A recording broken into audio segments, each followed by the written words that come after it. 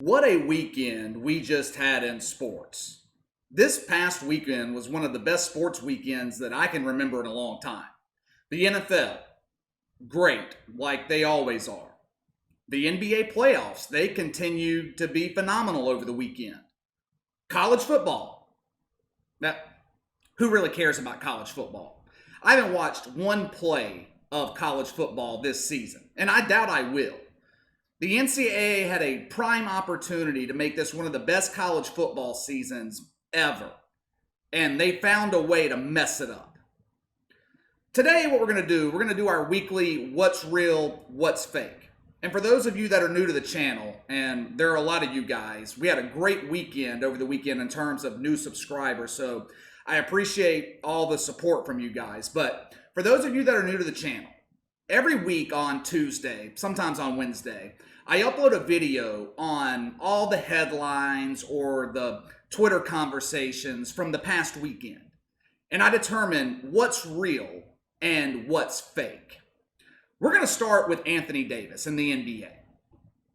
Anthony Davis is clutch. That's real. That's real.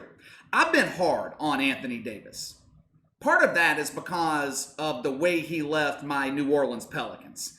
I didn't like the way he handled that entire situation. But I've also been hard on Anthony Davis because in the past, he has thought that he was a superstar level player. And he wasn't. Superstar players don't have 5 of 7 losing seasons. Anthony Davis couldn't be in a more perfect role than he has right now with the Lakers. LeBron James is the clear leader of that team. Anthony Davis, all he has to do is play his part, play his role. And he does it to perfection. I criticized Anthony Davis in New Orleans for not being a leader, not being the guy the Pelicans could rely on in clutch situations. He wiped away all of my criticism Sunday night. In a matter of about 5 minutes of game time, Anthony Davis became one of the most clutch players in the NBA. What I thought was even more important is the belief that the rest of his team had in him to do it. Rondo, he could have easily passed that ball to LeBron James with 2 seconds left. LeBron, made more game-winning shots in the playoffs than any other player in the history of the NBA. Rondo could have passed it to KCP. But Frank Vogel set up this moment for Anthony Davis. But it wasn't just the last-second shot going in that made AD clutch. It was the final minutes of the game. He put the Lakers on his back, scored the final 10 points, made a huge three with about 2 minutes to go. And then, of course, he makes the buzzer beater to win the game. A shot that changes the entire series. Now, I told you guys last week that I was finished doubting the Denver Nuggets. And I'm not going to sit here and doubt them now. Denver is a hungry team. Yes, that loss in Game 2 is a debilitating loss. A loss that most teams in the NBA would not be able to overcome.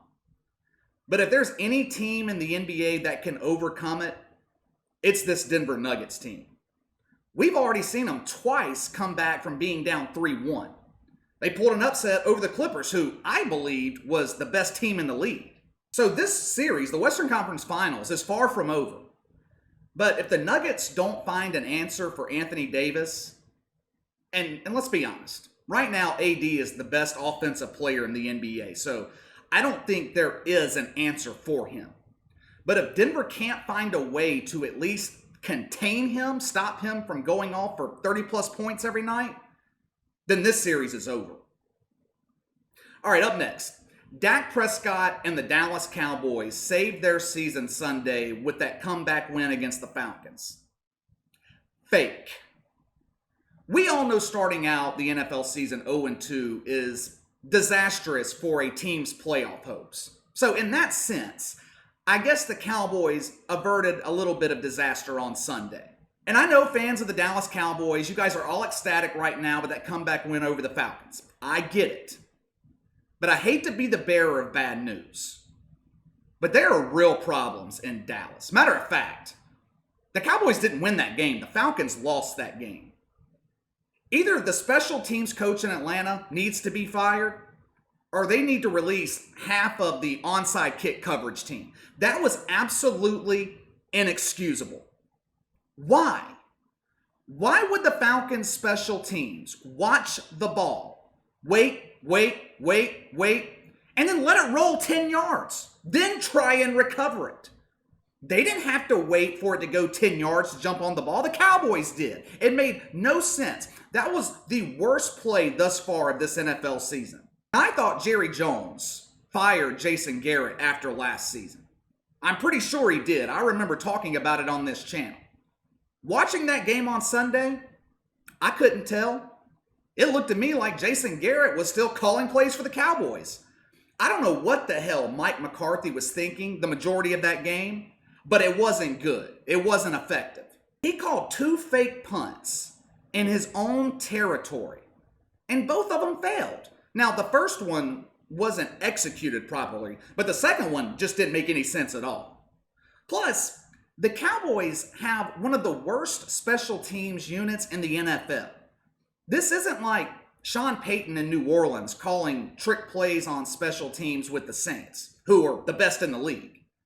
The Cowboys' special teams suck. Fourth quarter, the Cowboys, they're down 9 points. They had just scored a touchdown to cut the lead from 15 to 9. There are 5 minutes to go in the game. Now, smart head coaches, they kick the extra point in that situation.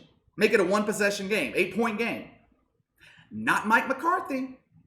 He decided to go for 2. And of course, the Cowboys failed the 2-point conversion. So it was a 2-possession game with about 5 minutes to go instead of a 1-possession game. Like I said earlier, the Cowboys should have lost this game. The Falcons just decided that they didn't feel like winning it. This is not sustainable. The way the Cowboys won Sunday is not sustainable. They are not going to be able to overcome slow starts from Dak Prescott, multiple turnovers on offense, and god-awful game management and play calling by Mike McCarthy against the better teams in the NFL. They're just not going to be able to do it. All right, next up. It is time to panic in Philadelphia. Real.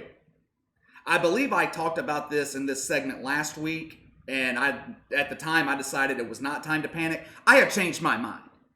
My God, things are bad in Philadelphia right now. They're so bad that the Eagles were actually booed Sunday by the home crowd. That was non-existent. Fox actually piped in the boos, and they were warranted. For the second straight week, the Eagles looked like the worst team in the NFC East. And that's a pretty bad thing considering that the NFC East is once again on its way to being the worst division in the NFL. It's not just that the Eagles are losing games. It's how they're losing games. They are getting demolished. By the second quarter Sunday against the Rams, the Eagles had been outscored 41-3 since the start of the second half against Washington in week 1. Like I said, I made excuses for Carson Wentz last week. I defended him. The Eagles pretty banged up, especially on the offensive line, so I defended him. He was able to overcome losing half the roster last season, made the playoffs, but he has not been able to overcome it yet this year. Carson Wentz has been god-awful. He's been sacked 4 times more than he has thrown touchdowns. 8 sacks, 2 touchdown passes. He has twice the amount of interceptions as touchdowns. He's completing 59% of his passes. He ranks last in the league in passer rating. And what's even worse, the Eagles are 14-15 since he tore his ACL in December 2017. The problem is, Carson Wentz is making the same mistakes that we saw him make his rookie year. This is his 5th year in the league. Interceptions like the one he threw in the third quarter in the red zone on first down, throwing into double coverage, those types of decisions are unacceptable at this point. And the pressure is mounting in Philadelphia. Fans of the Eagles, they're calling for Carson Wentz to be benched. They want to see Jalen Hurts. I watched Doug Peterson after the game against the Rams on Sunday. in a press conference talking about Carson Wentz. And I got the impression that Doug Peterson was on the verge of losing confidence in Carson Wentz. The reality, it seems, is starting to set in. The Eagles may have chosen the wrong quarterback. They should have kept Nick Foles. We've talked about this on the channel. The Eagles are 0-2, and they are about to start a brutal stretch.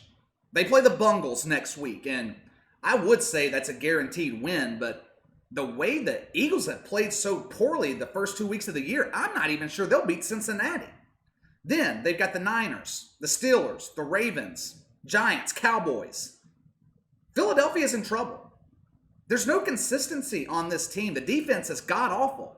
The Eagles have given up 64 points in the last 6 quarters. And 20 of those were to Dwayne Haskins and the Washington football team. Not exactly what I would call a high-powered offense. It's not over for the Eagles yet. With the NFL allowing 7 teams from each conference into the playoffs, starting 0-2 isn't as difficult to overcome as it has been in the past, but Carson Wentz has got to find a way to get out of this slump that he's in. All right, next. Justin Herbert should be the starter for the Chargers going forward. Real. ESPN is reporting that Tyrod Taylor is going to be the starter for Los Angeles once he is healthy. I only have one question. Why? Was Anthony Lynn not watching the same quarterback that I watched Sunday against the Chiefs? And what was even more impressive, Justin Herbert didn't even know he was starting until after the coin toss. Tyrod Taylor was rushed to the hospital. He was having chest pain. So Anthony Lynn inserted Justin Herbert into the starting lineup. No preparation, literally inserted at a moment's notice. And all Justin Herbert did was throw for 311 yards, completed 67% of his passes, dominated the defending Super Bowl champions for all of about 5 minutes of that game. The Chargers had that game won. And as great as Justin Herbert was in his debut, he was also the reason that the Chargers gave away that game to Kansas City. Late third quarter, he had a chance to put the Chiefs away. The Chargers were up 17-9. And Justin Herbert was leading them down the field. They were driving just outside of the red zone. And he breaks out of the pocket. He has got 10, 12 yards of open space in front of him to run for a first down. Instead, he throws the ball across his body, across the field, interception. Typical rookie mistake. Besides that play, though, maybe 1 or 2 others, Justin Herbert was flawless. So why in God's name would Anthony Lynn be talking about Tyrod Taylor as the starting quarterback of this team? Did Justin Herbert look so good because the Chiefs weren't prepared for him? They were prepared for Tyrod Taylor? Probably. That probably had a lot to do with it. Was he actually helped by the fact that he was named the starter last minute, so he didn't really have time to think about it? All he could do was just go out there and play? Yes, I would say so. But you drafted the guy number 6 overall for a reason. You obviously see something in him. He proved that he could hang with one of the best teams in the NFL. He proved that the moment was not too big for him. So why not stick with him? See what the kid's got. Because you know what you have with Tyrod Taylor. A journeyman quarterback, good, decent backup, but not a guy that's going to lead this team into the playoffs. The Chargers' offense was anemic against the Bungles in week 1 with Tyrod Taylor at quarterback. That same offense was explosive against Kansas City.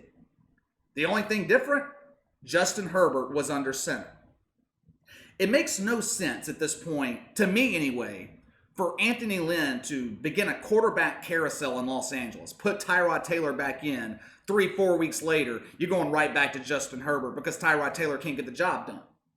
Justin Herbert should be the starting quarterback of the Chargers.